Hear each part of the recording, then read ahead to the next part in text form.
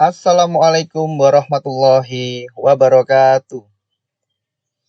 Alhamdulillahirabbil alamin. Bersyukur kepada Allah Subhanahu wa taala atas berkat rahmatnya kita diizinkan sharing kembali di sharing series ketiga berani bisnis tanaman atau belajar bisnis tanaman. Di sharing ketiga ini saya akan sharing dengan topik atau materi berani terjun di bisnis tanaman. Banyak di antara kita yang mungkin masih mikir-mikir untuk terjun di dunia bisnis tanaman. Karena dengan berbagai informasi yang ada di kepala, mungkin bisnis tanaman itu susah, ribet, gak ada lahan, dan lain sebagainya. Di video kali ini saya akan menjawab berbagai hal tentang keraguan itu ya. Maka kita akan mencoba dengan pertanyaan apa yang membuat orang ragu bisnis tanaman. Di grup ini saya rasa juga ada yang sudah terjun di bisnis tanaman, entah jadi seorang seller ataupun juga sudah mulai budidaya. Tetapi juga di grup ini masih banyak sekali yang belum terjun di bisnis tanaman. Biasanya yang masih ragu, yang belum terjun di bisnis tanaman adalah biasanya terjadi karena bias informasi. Kenapa masih ragu? Karena bias informasi. Apa yang dimaksud dengan bias informasi adalah ya, informasi yang didapatkan itu masih setengah-setengah, belum secara utuh. Atau hal-hal logis di bisnis tanaman itu belum masuk di akalnya. Dan kenapa ragu? Karena dia salah fokus. Bahwasanya bisnis itu nggak harus masuk akal, tapi harus masuk rekening. Itu yang benar. Banyak orang yang kok itu bisa sih, misalnya ada orang jual reptil, kok bisa ya reptil itu harganya 30 juta, nggak masuk akal deh. Ya memang nggak harus masuk akal, tapi yang penting masuk rekening gitu.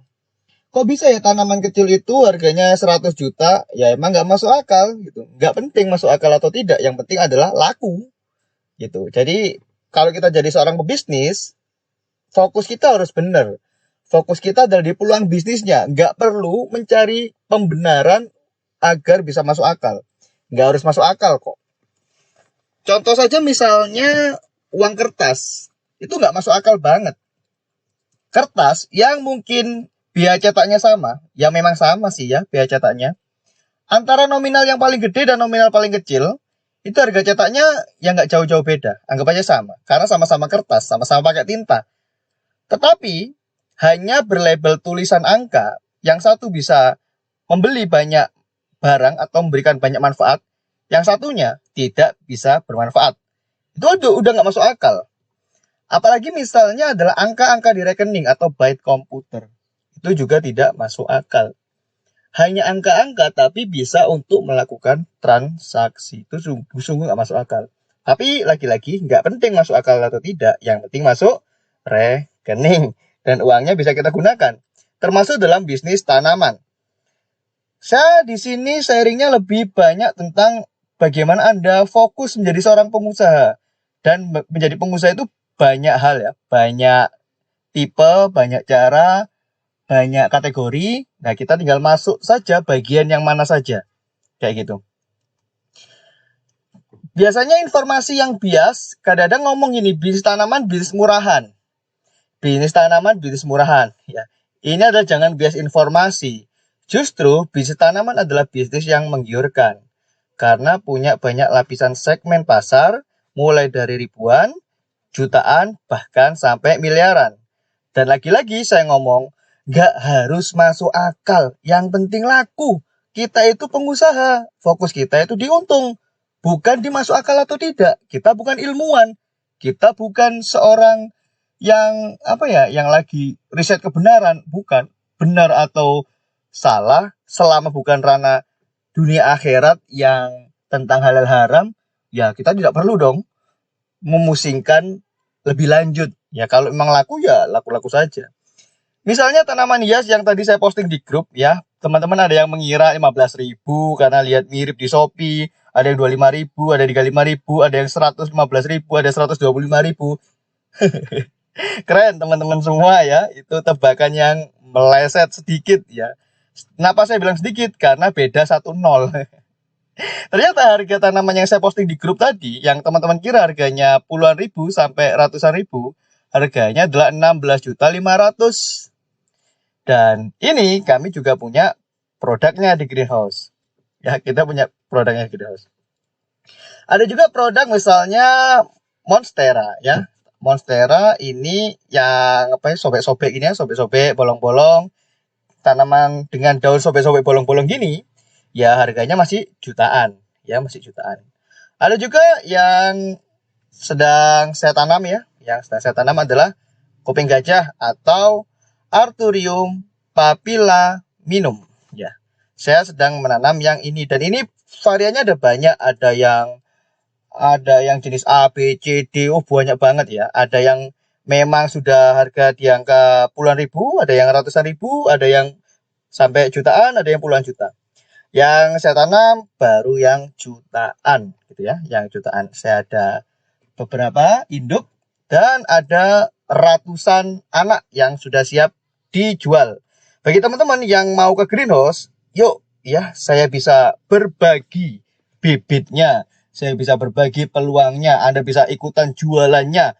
Bahkan kalau Anda nggak punya modal, nggak apa-apa ya, ikut jualan. Jual dulu, kalau laku ambil di tempat saya, juga nggak ada masalah. Ada juga taman hias yang monstera yang lain ya, harganya sampai 99 juta.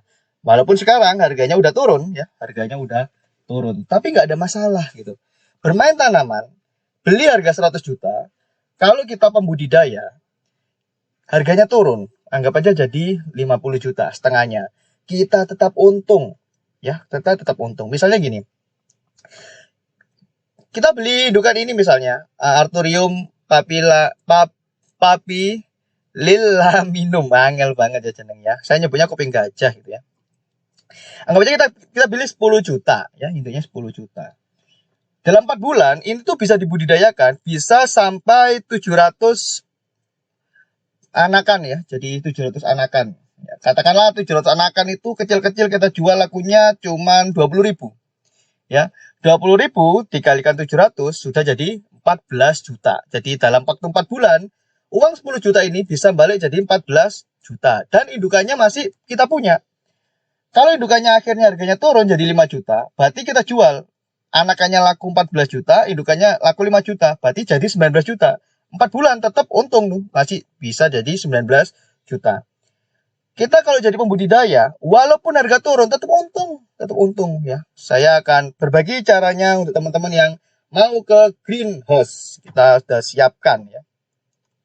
Ini ya, yang tadi sansevieria yang teman-teman kira 15.000, 20.000, 25.000, 125.000, ya yang paling gede tadi beraninya 125.000 ya. Di sini harganya 16.500.000 masihan. Dan ini di tempat kami juga tanam. Walaupun greenhouse kami kecil, ya, kita ada 3. Ya ini yang di atas, ini greenhouse kita yang ada di atas rumah. Habis itu di seberang ini ada greenhouse kami juga, ya. Habis itu di belakang itu juga ada greenhouse kami juga, ya. Walaupun isinya greenhouse-nya kecil, tapi isinya jangan sampai orang umum tahu, ya. Jangan sampai orang-orang yang panjang tangan tahu. Bisa bahaya. Makanya kalau ada yang tanya alamat greenhouse, ya saya harus kenal dulu orangnya gitu. Kalau mau main-main ke greenhouse, ya kita harus mainnya bareng-bareng. Kita harus benar-benar catat orangnya, kenalan secara detail gitu. Karena isinya cukup lumayan ya, isinya cukup lumayan. Jadi nggak boleh sembarang orang. Apalagi kalau sampai nyentuh-nyentuh, tangannya jahil, motong daun. Waduh, satu daun itu ada tanaman kami yang harganya 5 juta, 10 juta, itu satu daun ya. Dan semua itu bisa kita mulai tanpa modal. Saya kasih tahu caranya kalau mau ikut main ke greenhouse.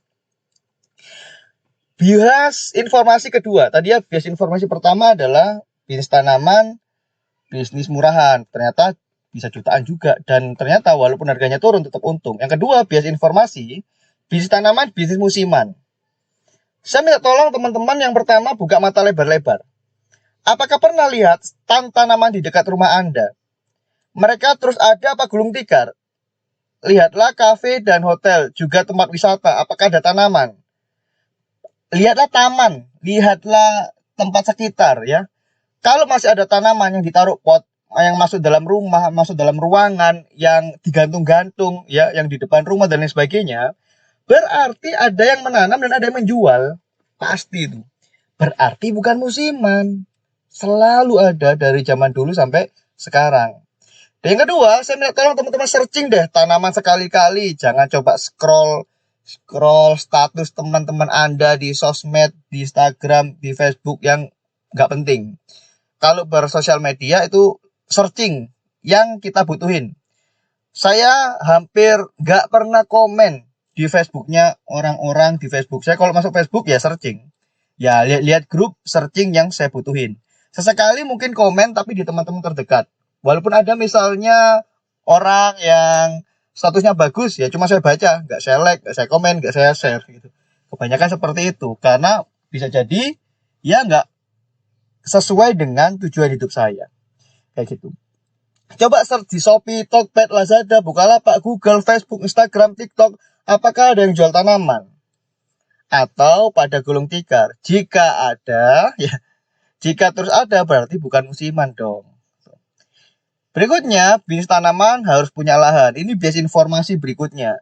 Pernahkah Anda tahu Traveloka, Airi, Oyo, dan lain-lain? Mereka tidak punya hotel, tapi bisa jualan hotel.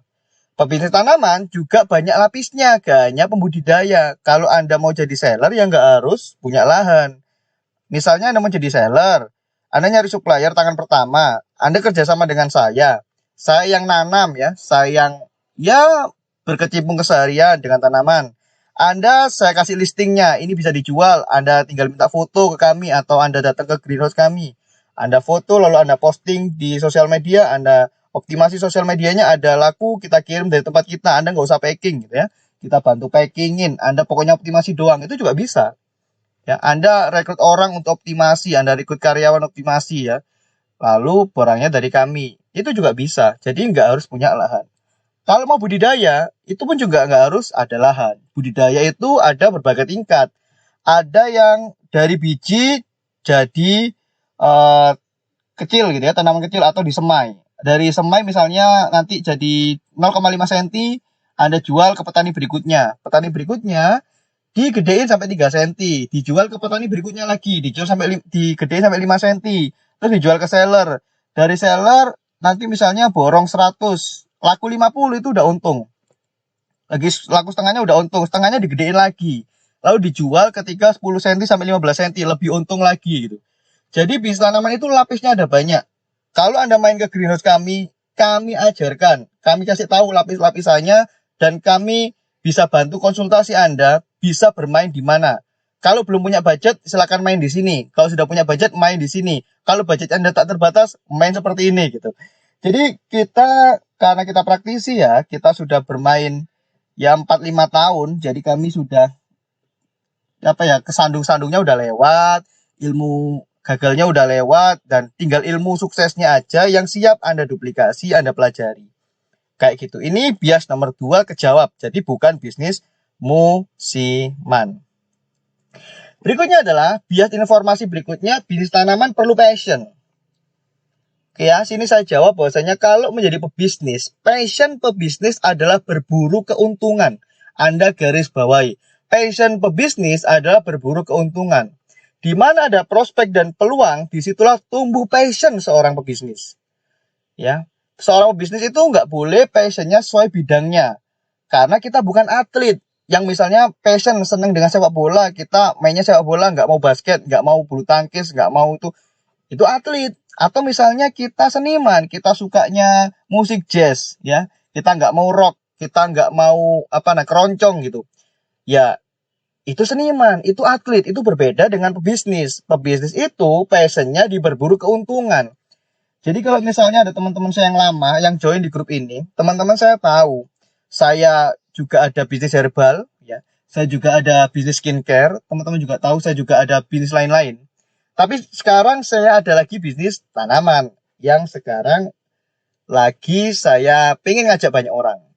Dan kenapa? Karena saya tahu di skincare ada uangnya, Di herbal ada uangnya, di tanaman ada uangnya. Dan saya juga bukan orang yang maniak dengan skincare, ya. Saya juga orang yang jarang-jarang minum herbal gitu. Ya biasa-biasa saja. Tapi saya bermain di situ karena passion saya adalah di keuntungan. Kenapa? Karena sekarang saya beri pertanyaan pada Anda. Bill Gates, ya Anda tahu Bill Gates ya, foundernya Microsoft. Kaya raya karena bisnis apa? Apakah benar karena Microsoft? Yang dimana adalah passionnya dia di dunia teknologi. Jadi Bill Gates itu membangun Microsoft bersama teman-temannya. Karena dia memang passion di dunia teknologi. Apakah benar Bill Gates hanya kaya dari Microsoft? Ternyata jawabannya tidak. Nih, kalau kita cari tahu ya, kita cari tahu bahwasanya Bill Gates ternyata bisnisnya banyak. Bisnisnya banyak ya. Jadi ada Berkshire Hathaway (INC) itu dia punya saham di situ ya. Punya saham 46,5% dari total portofolio. Gede banget ya, cukup gede. Ternyata Bill Gates juga punya saham di Coca-Cola, yang dimana dia punya saham 7,3% dari total portofolio ya. Lalu dia ada juga di McDonald ya, di McDonald dia juga punya saham. Dan masih ada belasan perusahaan lainnya yang Bill Gates akuisisi atau sekedar punya kepemilikan sahamnya. Artinya Bill Gates itu passionnya di bisnis, di mana di keuntungan, bukan di jenis bisnis. Dan ketika Bill Gates ini bercerai dengan istrinya, ya dia tuh harus membagi saham Microsoft-nya itu bersama istrinya, ya mantan istrinya. Dan menurut informasi yang saya pelajari dan saya cari, sahamnya Bill Gates di Microsoft itu tinggal 4%. Jadi Bill Gates itu kaya dari banyak bisnis, bukan dari satu bisnis. Kenapa? Karena Bill Gates pebisnis. Ya wajar seorang pebisnis punya banyak bisnis. Karena pebisnis, passionnya di keuntungan, bukan di jenis bisnis. Jadi kalau guru saya dulu pernah berpesan, kalau mau punya restoran nggak harus jadi koki, kalau mau buka salon nggak harus jadi banci. Termasuk mau bisnis tanaman nggak harus jadi petani. Kayak gitu. Yang nanam biarkan orang lain, kita bisa rekrut orang, kita bisa kerjasama, kita bisa outsource, dan lain sebagainya, banyak tekniknya. Kalau mau ke greenhouse, insya Allah saya akan sharingkan. Nah, tapi ya, walaupun base informasinya Anda semua sudah kita jawab, bahasanya bukan musiman, habis itu bukan murahan, habis itu nggak perlu passion juga, ya tapi jangan memulai sendiri. Karena memulai sendiri akan memperlebar resiko mengalami kesalahan dan menuju jurang kerugian. Kenapa? Karena kita pernah mengalami jatuh bangunnya. Tapi kita tidak gagal. Kenapa? Karena gagal itu ketika jatuh dan berhenti. Tetapi kami ketika jatuh kita bangkit lagi, jatuh bangkit lagi, jatuh bangkit lagi. Dan sekarang kami sudah tahu formulanya. Sehingga bisa dibilang kami berhasil di dunia bisnis tanaman. Mulailah dari belajar langsung pada yang sudah memulai. Dan sini saya mengajak Anda bergabung ke Arizona Plant Collaboration. Ini yang saya bikin ya. Untuk belajar dan langsung terjun ke bisnis tanaman bersama-sama. Untuk membuat ekosistem pengusaha tanaman yang saling support. Semakin banyak yang tergabung untuk kolaborasi, semakin bagus. Kita hidup di dunia itu saling kolaborasi. Tidak bisa sendiri-sendiri. Ya, ada yang nanam, ada yang jualin, ada yang saling menghubungkan, ada yang bantuin ekspor dan lain sebagainya.